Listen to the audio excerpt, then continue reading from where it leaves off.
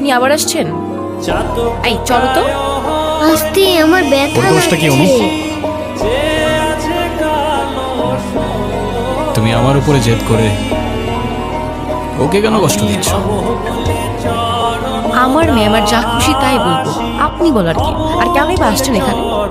কেউ না আমি, আর কখনো আসবো না। চলে যাচ্ছি আমি এই শহর ছেড়ে, বহু দূরে।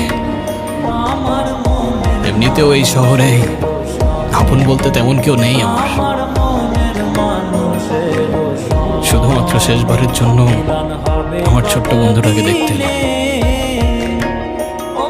তবে যাবার আগে তোমাকেও কিছু কথা বলার ছিল। বলো। বাবা মা থাকতেও তাদের